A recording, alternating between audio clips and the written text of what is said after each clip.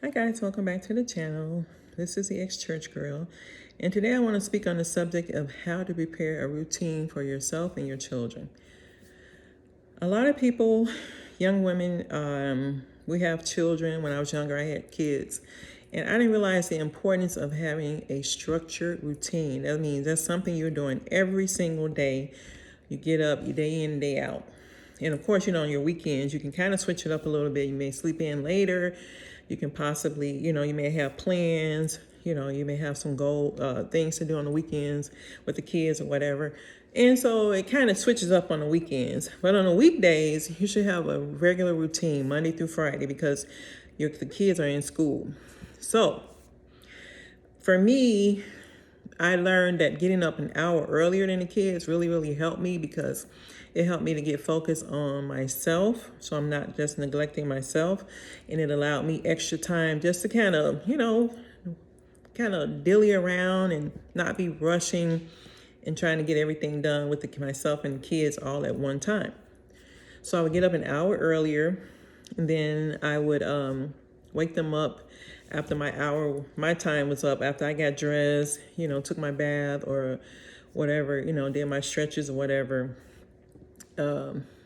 prior to waking them up. And then I would wake them up maybe anywhere from 30 minutes to an hour, just time for myself in the morning, because you really need that time to regroup, refresh, restructure your thoughts, get your mind right, kind of frame your whole day. So even if you don't have an hour, at least give yourself 30 minutes and then wake your kids up and, get them ready. Make sure they brush their teeth, or if you have to get them off to daycare, then, get them up and get them ready. But if you're on public transportation, I understand. I did that for like a good year when I didn't have a car. And then I eventually went and purchased a new car because of finance. I wanted to just kind of like save up the money to put a nice down payment down. So that's what I did. And I was near public transportation, even though in the cold it was a headache. But I got used to one of the bus drivers, and he was really, really nice. So he would wait for me, or if I told him I had the day off the next day, he would kind of know my schedule. So it was kind of nice. I was really digging that. It was an older guy. Oh my God, wherever you are bus driver in Chicago, I really, really appreciated you waiting for me and my kids those early morning hours where we didn't, and then a lot of times he wouldn't even let me pay. He would just, that's why I say, ladies, there's some good men out here. We just have to put ourselves in the right situations and be in the right mind frame to actually receive from them, because he was a really good guy. And I remember after I got my car, I drove and waited for his bus to come, and then I blowed at him and say, "Hi, I got my car now." And, I should have gave him my number or something, but he didn't ask for my number, so I didn't, persist or anything. But maybe if I had been a little more friendlier, he would have, I guess he didn't want to push his way in. And he seemed like a decent guy. Now that I'm thinking about it, like, I've been around a lot of decent men in my lifetime. But, we always sometimes choosing knuckleheads out of not really knowing our worth. We feel like because we were mistreated by one man that it's okay for us not to accept a good man in our lives. And that's not true, ladies. Accept a good man being in your life. Accept his generosity. Receive. And I'll get into that in another video because I really want to focus on this routine. So when you have young kids, get up at least 30 minutes to an hour earlier to get yourself ready, because it helps you prep for that whole day. You get your mindset situated, you get your thoughts together, and you have more time instead of just rushing, trying to get through everything and trying to make things happen. And this hair is really, who needs this hair? Sorry about that.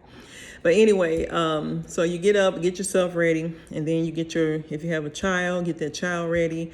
And a lot of things I learned, like on the weekends, like Friday night or Saturday morning, Saturday afternoon, or the latest Sunday afternoon or Sunday evening, I would iron for the whole week, like iron uniforms or school clothes for 5 days. It just added so much less stress to my routine when I started doing that.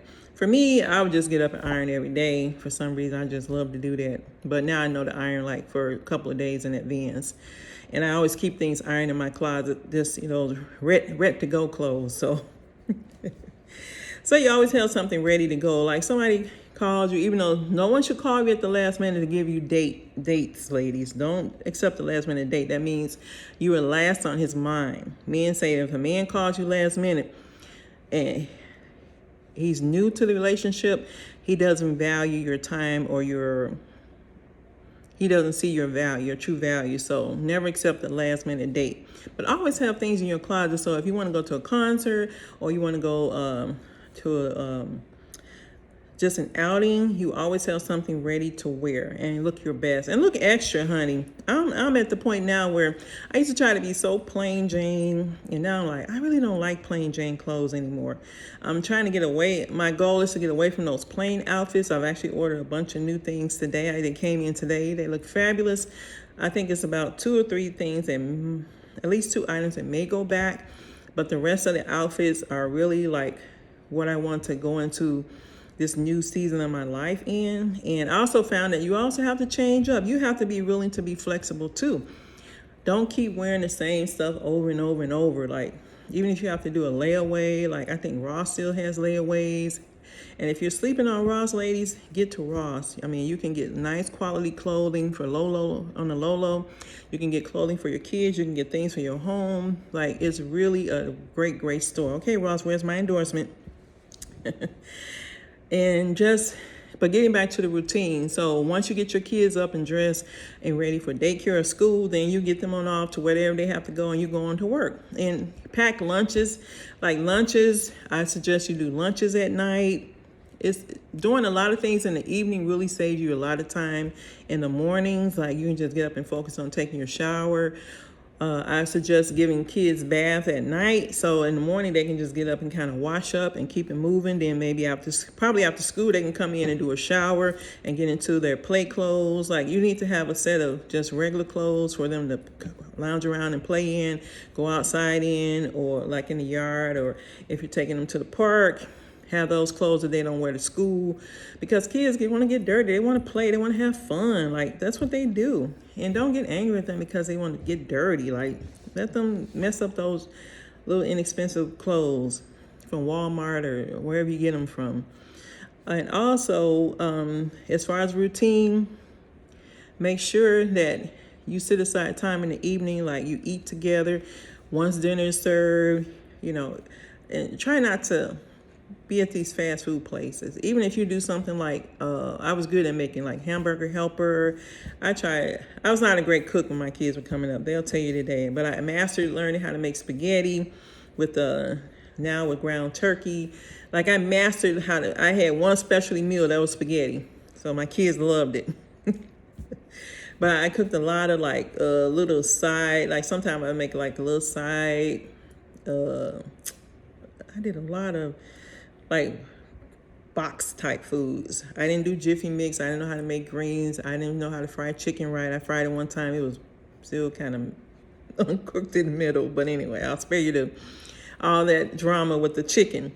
But in all honesty, if I could redo that time, that's what I would do different. Like I would just keep that routine going and making sure that, my kids understood the love that I have for them. I would make sure they understood that they were loved.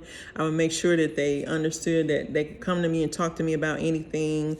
And instead of yelling and screaming, I learned how to just start talking. But that was by the time my youngest son was a teenager, because he just told me one time, he said, "Mom, the whoopings they're not working anymore." I looked at him like, "What?"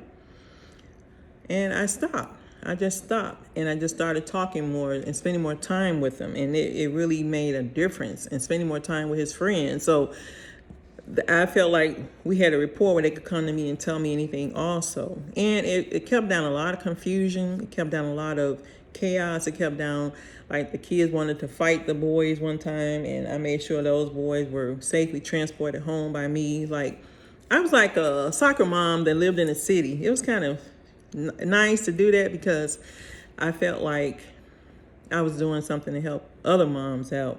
even though they never thanked me. I don't even think that most of them knew, and it's okay. It's okay about I never did it for the accolades. I did it because I did it from my heart, because I want somebody to do that for my son, to look out for him. And I felt like people did look out for him when I was working all the time. So ladies, get your routine down. Understand that you're important. You have to make sure you're the priority here. Make sure you get up and get yourself ready early enough to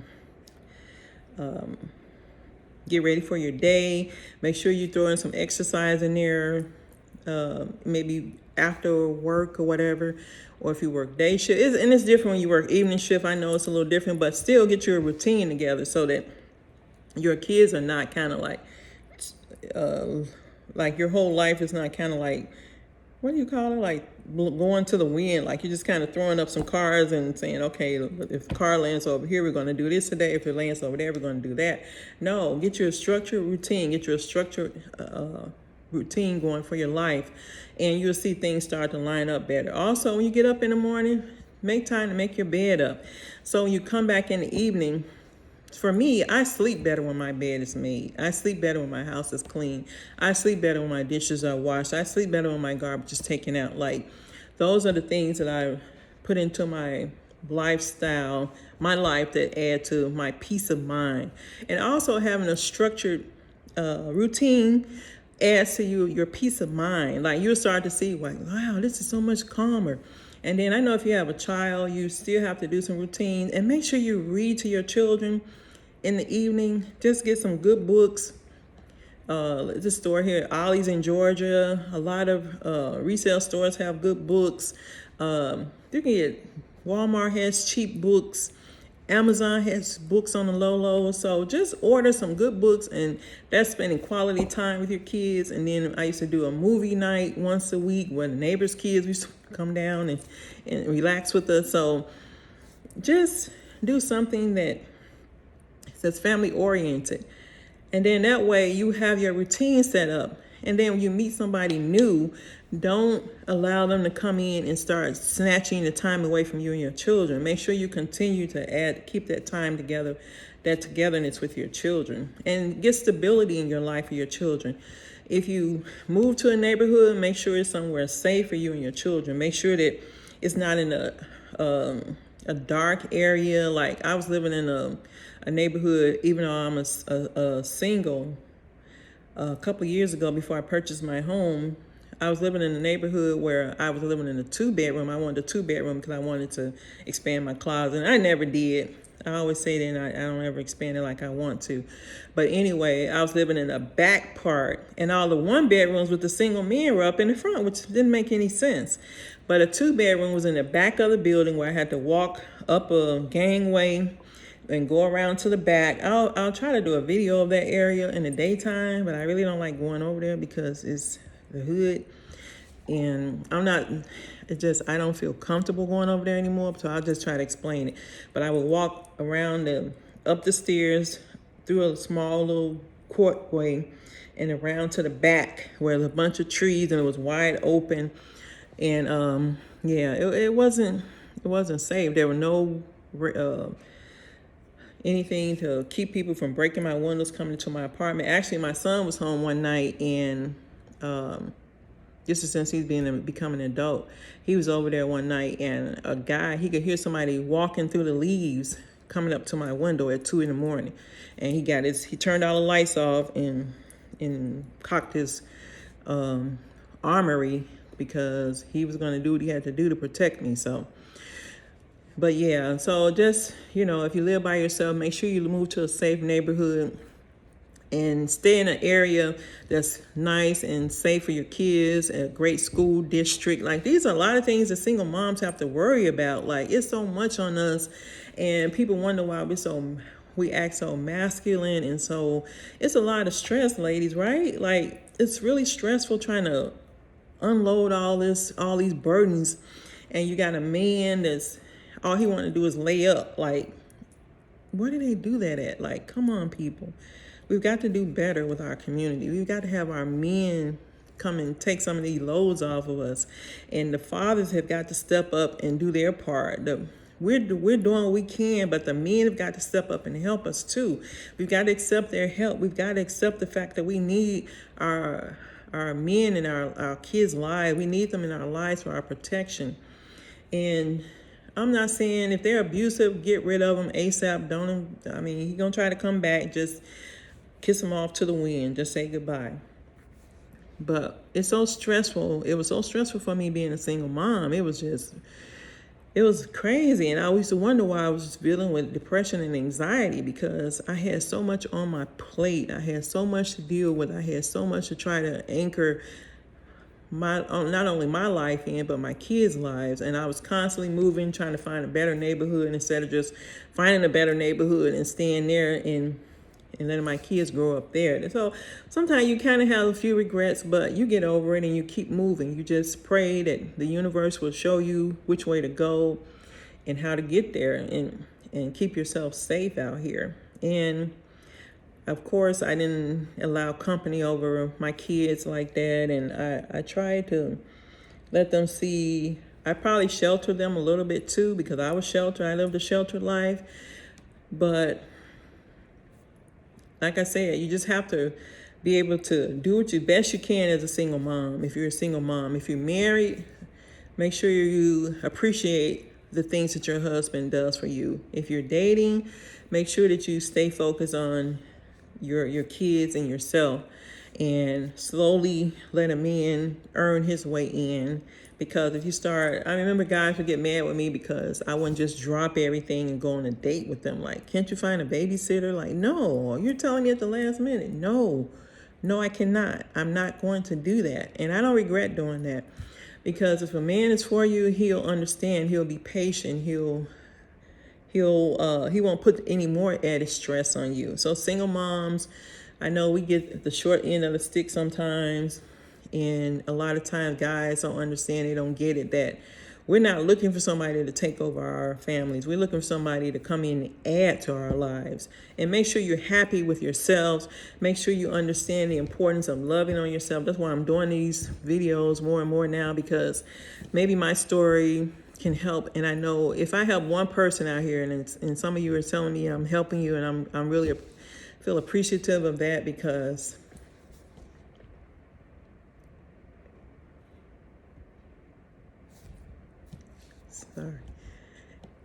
I always say, if I can help one person do something different, then I've succeeded in this life. If I can help one lady understand the importance of loving herself, if I can help one lady understand the importance of loving her kids, if I can help one lady understand her value,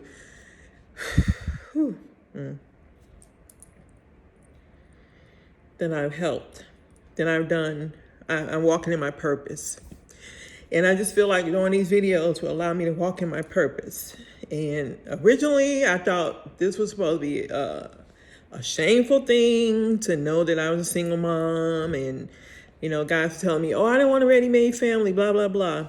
And that's good. I'm glad that they told me that. I'm glad that they told me that they didn't want a ready-made family. That's even better. So I know how to maneuver that situation. And I just want you all to know that you're special, you're loved, and you've got to start with loving, sitting in that mirror and telling yourself how great you are. And I saw something so funny on Instagram the other day. Snoop Dogg was saying, I want to thank me. He said he want to thank himself for being consistent, loving on himself, never giving up on himself. So get in that mirror and tell yourself, thank you, sis, for never giving up on us, and never giving up on our kids, and never giving up on loving myself, never giving up on being successful. When people told me I would be nothing, or I'd be like my mom, just, people, the words that people put out here. So I canceled all those negative words spoken over my life in the past, the present, and the future. And I moved forward with a spirit of gratitude, and a spirit of success, and a spirit of prosperity, and a spirit of loving and kindness to myself before I can give that to anybody else. And that's what I want you all to do. Just keep loving on yourself. Never give up on yourself. Never give up on your kids. Just keep loving on yourself. Never give up on you, because you deserve the best life that you can have. And set that standard for yourself. If you know, once you move to a 2-bedroom, set that standard. This is the standard I set for my living. Once you start driving a certain type of car, this is the standard you set for yourself. Like, set new goals for yourself every couple of months. Don't be so stagnant. Don't be so dry on yourself. Don't be so guilty with your emotions, and get over your guilt for whatever mistakes you made in the past. It's okay. It's going to be okay. Trust me. I'm the queen of mistakes, and I just keep it moving. I just keep it right on going.